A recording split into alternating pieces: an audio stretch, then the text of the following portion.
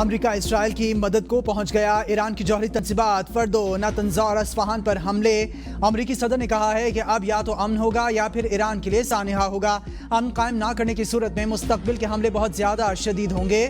Washington میں خطاب کرتے ہوئے صدر ٹرمپ نے کہا کہ ایران کی فردو، نتنز اور اصفہان کی جوہری تنصیبات کو نشانہ بنایا گیا۔ امریکہ کا مقصد ایران کی جوہری افزودگی کی صلاحیت کو ختم کرنا تھا۔ امن نہ ہوا تو درستی کے ساتھ دیگر اہداف کے پیچھے جائیں گے۔ ایران کو اب امن قائم کرنا چاہیے۔ پاکستان کی ایران پر امریکی حملے کی مذمت۔ دفتر خارجہ کے بیان میں کہا گیا ہے کہ امریکی حملے اسرائیلی حملوں کا تسلسل ہیں، تنازعہ فوری ختم ہونا چاہیے۔ خطے میں کشیدگی میں مزید اضافے پر گہری تشویش ہے۔ مزید کشیدگی پورے خطے اور دنیا پر سنگین اثرات ڈالے گی۔ شہری جان مال کے تحفظ کو یقینی بنانا ناگزیر ہے۔ تنازع کو فوری ختم کیا جانا ضروری ہے۔ تمام فریقین کو عالمی قوانین اور انسانی ہمدردی کے قوانین کی پاسداری کرنی چاہیے۔ سعودی عرب، عراق اور کویت کی بھی ایران پر امریکی حملے کی مذمت۔ رائٹرز کے مطابق سعودی عرب کا عالمی برادری سے بحران کے خاتمے کے لیے کوششیں بڑھانے کا مطالبہ۔ سعودی وزارت خارجہ کے بیان میں کہا گیا ہے کہ ایران کے مسئلے کو سفارتکاری سے حل کیا جائے۔ عالمی برادری بحران کے خاتمے کے لیے کوششیں کرے۔ عراق نے کہا امریکی حملوں سے مشرق وسطیٰ کے استحکام کو سنگین خطرات لاحق ہو گئے۔ کویت کا کہنا ہے کہ ایران کی جوہری تنصیبات پر امریکی حملوں کے بعد ملک میں تابکاری کی سطح میں اضافہ نہیں ہوا۔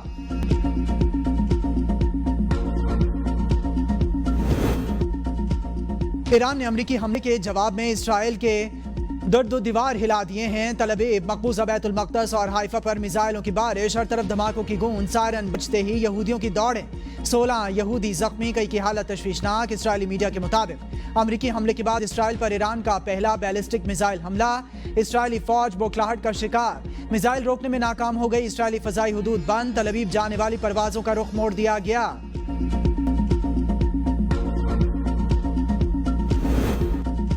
ایران کا امریکی حملوں پر شدید رد عمل۔ سپریم لیڈر آیت اللہ خامنائی نے کہا ہے کہ امریکہ جنگ میں داخل ہو گیا، اب نقصان کا ذمہ دار وہ خود ہوگا۔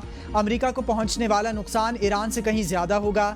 پاسداران انقلاب کا کہنا ہے کہ امریکی حملے سے قبل ہی جوہری تنصیبات کو خالی کرا لیا گیا تھا۔ ایرانی وزیر خارجہ کہتے ہیں کہ امریکہ کا پرامن جوہری تنصیبات پر حملہ عالمی قوانین کی کھلی خلاف ورزی ہے۔ امریکی حملوں کے نتائج دیر پا ہوں گے۔ اقوام متحدہ کے ہر رکن کی خطرناک مجرمانہ طرز عمل پر تشویش ہونی چاہیے۔ ایرانی میڈیا نے دعویٰ کیا ہے کہ ایران نے آبنائے ہرمز کو بند کرنے کا فیصلہ کر لیا۔ ایک ایرانی عہدیدار نے کہا کہ اب یورپی یونین کا کوئی بھی بحری بیڑا یورپ میں داخل نہیں ہو سکے گا۔ ایران اسرائیل تنازع کا کوئی فوجی حل نہیں۔ سیکریٹری جنرل اقوام متحدہ بھی بول پڑے، کہا کہ اس خطرناک گھڑی میں افراتفری کی لہر سے بچنا ضروری ہے۔ آگے بڑھنے کا واحد راستہ سفارتکاری اور امن ہے۔ اینٹونیو گوتریز کا مزید کہنا تھا کہ ایران کے خلاف امریکہ کی طاقت کے استعمال سے سخت پریشان ہوں۔ خطہ خطرناک موڑ پر ہے، بین الاقوامی امن اور سلامتی کو خطرہ لاحق ہے۔ اس بات کا خطرہ بڑھتا جا رہا ہے کہ یہ تنازعہ تیزی سے قابو سے باہر ہو سکتا ہے۔ عام شہریوں، خطے اور دنیا پر تباہ کن اثرات پڑ سکتے ہیں۔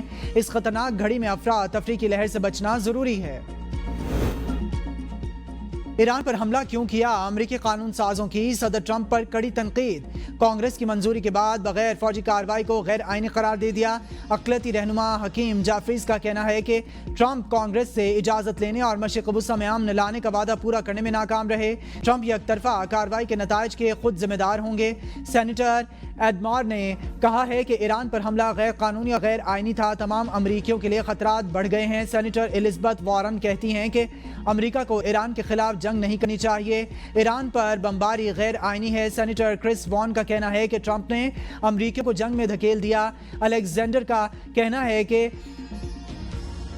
ایران پر بغیر اجازت بمباری آئین کی خلاف ورزی ہے۔ جوہری توانائی اور یورینیم افزودگی کے عالمی نگران ادارے IAEA کا کہنا ہے کہ ایرانی جوہری تنصیبات کے گرد تابکاری کی سطح میں کوئی تبدیلی نہیں آئی۔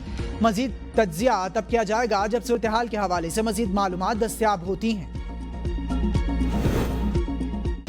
اسرائیلی وزیراعظم بنجامن نیتن یاہو کا امریکی حملے کا خیر مقدم۔ صہیونی وزیراعظم نے اپنے بیان میں ڈونلڈ ٹرمپ سے اظہار تشکر کیا۔ انہوں نے کہا کہ امریکہ نے وہ کر دکھایا جو دنیا کا کوئی اور ملک نہیں کر سکتا تھا۔ ڈونلڈ ٹرمپ کا فیصلہ تاریخ بدل دے گا۔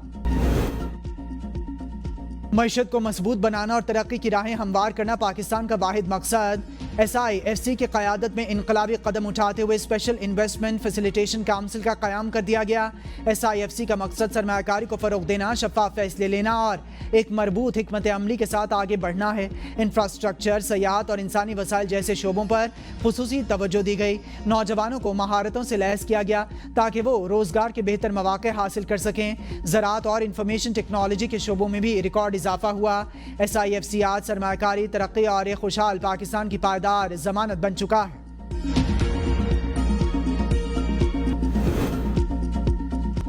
پاکستان نے امریکی صدر ڈونلڈ ٹرمپ کو نوبل انعام دینے کی سفارت حوالے سے خط لکھ دیا ہے۔ ناروے کو یہ خط لکھا گیا۔ ناروے کی نوبل کمیٹی کو یہ خط بھیج دیا گیا۔ نائب وزیر اعظم اور وزیر خارجہ اسحاق ڈار کے دستخط سے بھیجے گئے خط میں ٹرمپ کے پاک بھارت جنگ بندی میں کردار، مسئلہ کشمیر اجاگر کرنے پر اقدام کا ذکر ہے۔